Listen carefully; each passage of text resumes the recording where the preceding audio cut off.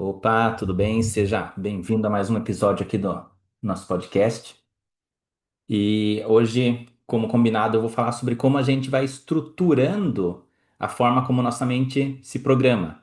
Então, antigamente a PNL vinha de uma, quando a gente fala da primeira geração, de um pensamento um pouco determinístico, no sentido de, para isso, faça isso. Se a pessoa tiver essa questão, use essa técnica. Se a pessoa se comunicar dessa forma, use esse padrão linguístico e tudo mais.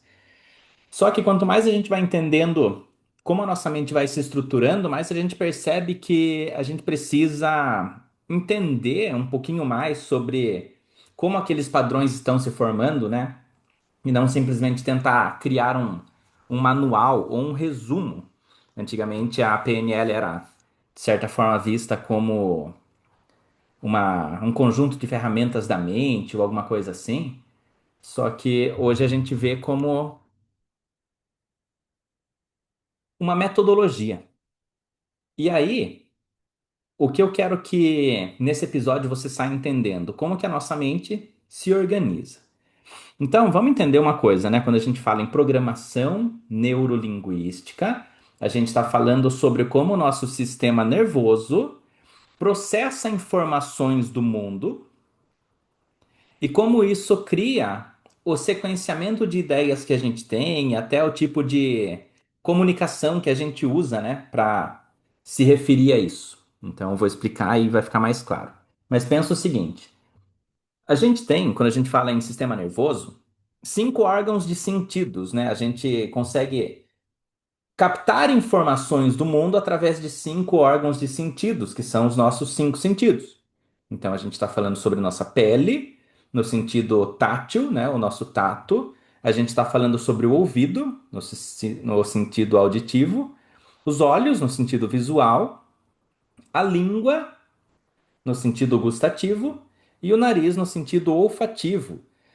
Então, todas as coisas que a gente recebe de informação do mundo são por esses cinco sentidos. A gente não tem nenhum contato diferente com o mundo que não seja através dos nossos órgãos de sentidos. Então, tudo que a gente vem passando desde que a gente nasce é uma atitude, uma ação de absorver informações. Absorver informações, absorver informações, absorver informações, absorver informações através do nosso sistema nervoso. E aí, vamos imaginar um bebezinho, né? À medida que esse bebezinho vai crescendo um pouquinho, ele vai começando a delimitar essas informações que ele está recebendo. Ou seja, ele começa a ver que antes era tudo uma coisa muito confusa, mas agora ele sabe o que é a bola, o que é a mamadeira, o que é a mamãe, o que é o papai, o que é o cachorro, quem é ele, né? Geralmente a criança vai entendendo também algumas coisas sobre ela.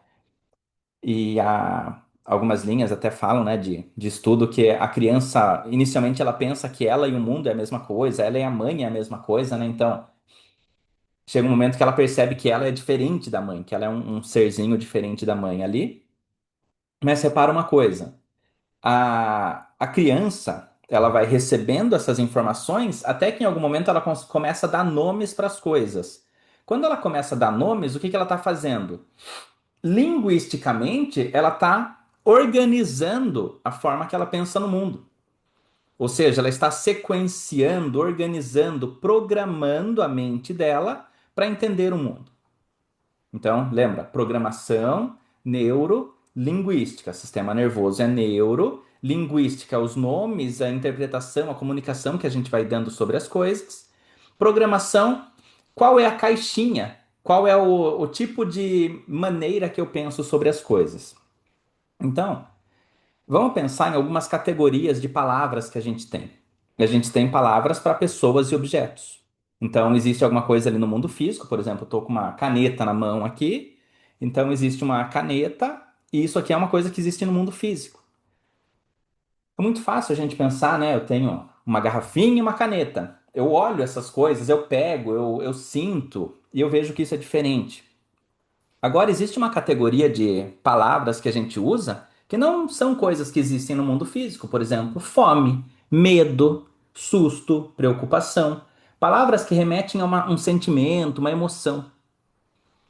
Então, olha que interessante. É muito fácil você saber onde começa, onde termina uma caneta. Agora, como que a gente começa a entender como que começa e termina um medo? Qual a diferença do medo e do susto, por exemplo? Então, repare, a forma que a gente estrutura a nossa mente, ela vai tendo que ficar mais sofisticada, porque ela começa a precisar delimitar mais as coisas.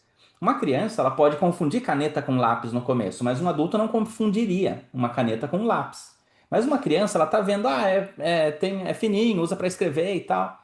Então ela começa a criar um jeito mais sofisticado de olhar para o mundo, para que ela possa, através da linguística, ou seja, através das palavras e da forma de se expressar, conseguir fazer com que as pessoas entendam o que ela está falando, né? Porque a gente sabe, né? Um bebê, quando ele tampa o rostinho, assim, ele tampa os olhos, ele pensa que as outras pessoas não estão mais vendo ele. Por quê? Porque o que ele vê, ele pensa que todo mundo está vendo igual. Então, se ele não está vendo alguém, ele acha que as pessoas também não estão vendo ele. Só que depois de um tempo, ele percebe que o que está acontecendo na cabeça dele não está acontecendo na cabeça das outras pessoas. Então, ele precisa aprender a comunicar aquilo. Ele precisa falar, ele precisa expressar se ele está com fome, se ele está com dor, aonde é a dor. Então, essa é uma segunda categoria de palavras, né? A gente tem palavras para coisas físicas, a gente tem palavras para emoções e a gente tem palavras para valores, palavras que remetem a uma ideia intrínseca que a gente tem sobre alguma coisa e valores ou qualidades também, né? Adjetivos, por exemplo, correndo rápido. Você até vê alguém correndo, mas se é rápido, é uma forma de interpretar a velocidade da corrida. E valores são qualidades ou coisas que a gente pode priorizar. Normalmente a gente fala de valores como substantivos que você não poderia colocar num carrinho de mão, não consegue pegar, por exemplo. Alguma coisa como ética, honestidade, são valores. Amizade, são valores e descrevem uma relação. Então repare que as palavras vão ficando cada vez mais intangíveis. Por quê? Porque caneta eu posso pegar. Dor eu não posso pegar, mas pelo menos eu posso sentir. Eu posso sentir dor, eu posso sentir medo. Então, de alguma maneira, eu ainda tenho isso, né? Numa percepção. Agora, o que que é ética? O que que é honestidade? O que que é decisão? O que que é, sei lá, divórcio? O que que é status? Isso vai começando a abstrair, vai começando a ficar no mundo das ideias. Então é dito, inclusive pela antropologia, que os seres humanos eles vão inventando coisas que não existem para explicar, né, a forma como a gente está se comunicando. Por exemplo, a gente precisou inventar alguma coisa como ética para que a gente saiba conversar sobre uma ideia que não existe no mundo físico. Então vamos voltar. À medida que a gente vai vivendo, a gente vai captando informações do meio, dando nomes para essas coisas, entendendo sobre essas coisas e sabendo como lidar com essas coisas e como comunicar essas coisas no mundo físico, no mundo real, né? Quando a gente está se comunicando com outras pessoas. E isso faz com que a gente comece a entender o que que a gente precisa buscar e evitar na nossa vida. Por exemplo, a maioria das pessoas está tentando evitar a dor e buscar o prazer, né? Falando de uma forma bem genérica, bem abrangente, bem generalizada mesmo. Então, as coisas que a gente interpreta como dor ou prazer vão nos fazer tomar decisões.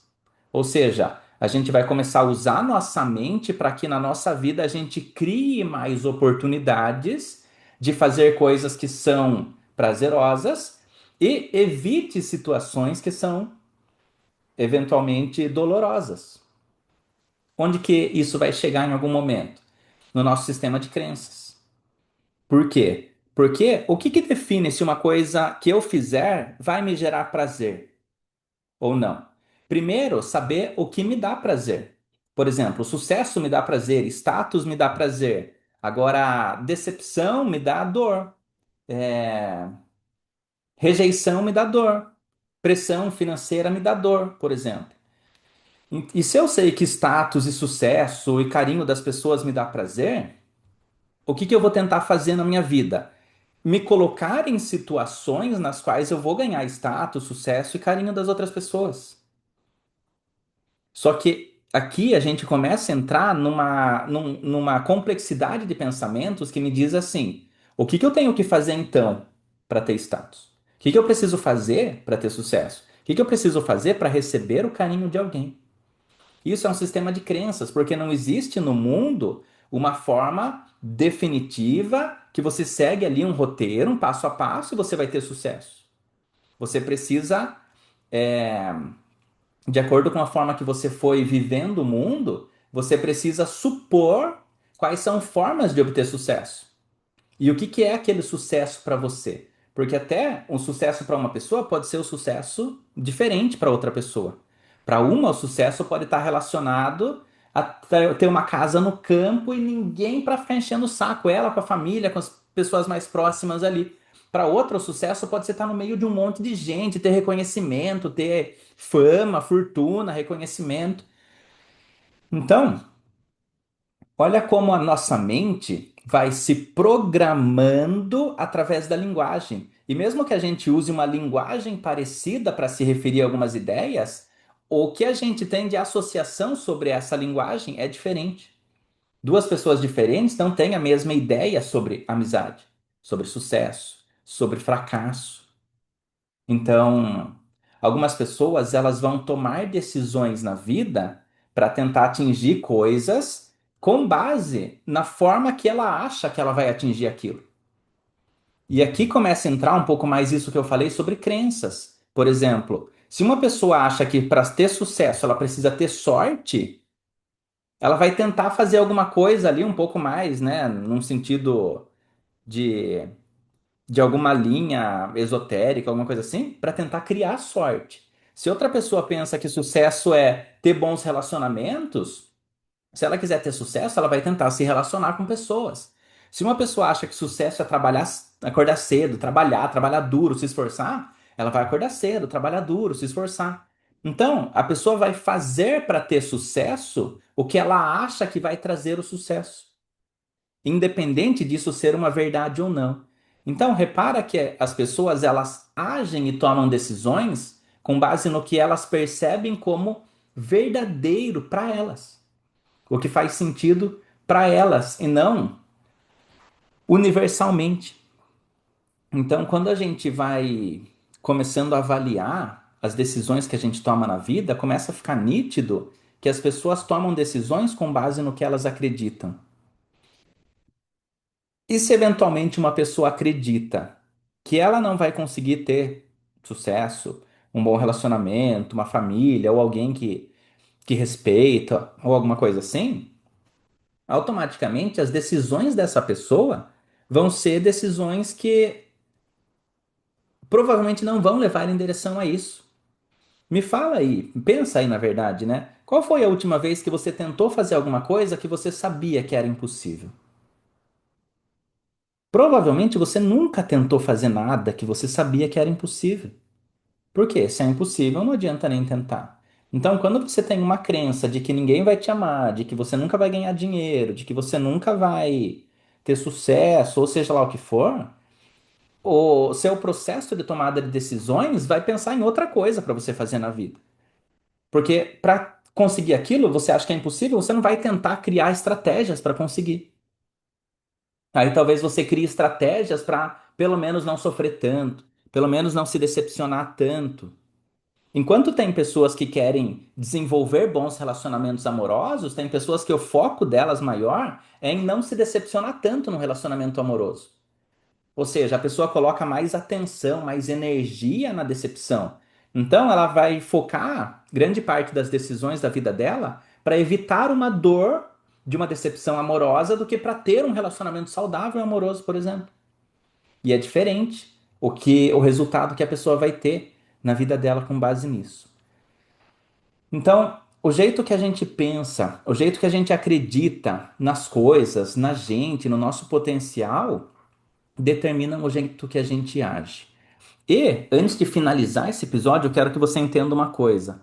Ah, então se o Bruno tá falando que se eu não acreditar que eu vou ter sucesso, eu não vou fazer nada, então é só eu acreditar que eu vou ter sucesso. E esse é o pensamento que passa pela nossa cabeça, só que esse pensamento não funciona por um motivo. Como que você faz para acreditar em uma coisa que você não acredita? Ah, eu vou pensar que eu acredito. Não, isso não te faz mudar o que você acredita. E é o último assunto que eu vou falar aqui nesse episódio, mas depois a gente vai entrar nisso de outras maneiras. Um pensamento e uma crença são diferentes para nossa mente. Por mais que você pense na sua cabeça, eu consigo voar, eu consigo levitar, eu consigo flutuar, eu consigo atravessar a parede, eu consigo fazer um objeto levitar com as mãos. Você pode pensar esse pensamento na sua cabeça, mas mesmo que você fique pensando nele, você não acredita. Então eu tenho uma caneta aqui na minha frente. Se eu pensar assim, eu vou fazer essa caneta levitar. Eu consigo pensar esse pensamento na minha cabeça, porque é só eu dar um comando para o meu cérebro falar: "Ah, eu quero pensar, eu consigo fazer essa caneta levitar". É como se eu falasse de boca fechada. Agora, por mais que meu cérebro pense nisso, eu não acredito que eu consigo fazer a caneta levitar. Então, mudar uma crença não é a mesma coisa que pensar positivo. Isso está no que a PNL chama de um nível neurológico diferente. Depois a gente, em outros episódios, vai explorar mais esse tema, mas eu acredito que hoje deu para entender como que a nossa mente se estrutura em relação ao mundo e como a forma que a gente dá nomes para as coisas e delimita as coisas muda a nossa tomada de decisões. O que que a gente busca, o que que a gente tenta evitar, o que que a gente faz para conseguir alguma coisa que a gente quer e o que que a gente faz para evitar alguma coisa que a gente não quer e o que que é importante para as pessoas. Para algumas pessoas, tem algumas coisas mais importantes que outras. Para algumas, a amizade é mais importante que a honestidade. Para outras, a honestidade é mais importante. Tudo isso é um resultado, é um reflexo de como a gente estruturou essa programação neurolinguística. Ou seja, o jeito que a sua mente veio aprendendo através do sistema nervoso, dar nomes às coisas e organizando as coisas em mini gavetinhas aí dentro da sua cabeça. Então, espero que tenha ficado legal, espero que tenha dado para entender esse episódio. Se você deixar um comentário, eu vou ficar feliz. Se você quiser me mandar alguma coisa aí, a gente se vê nos próximos. Até mais.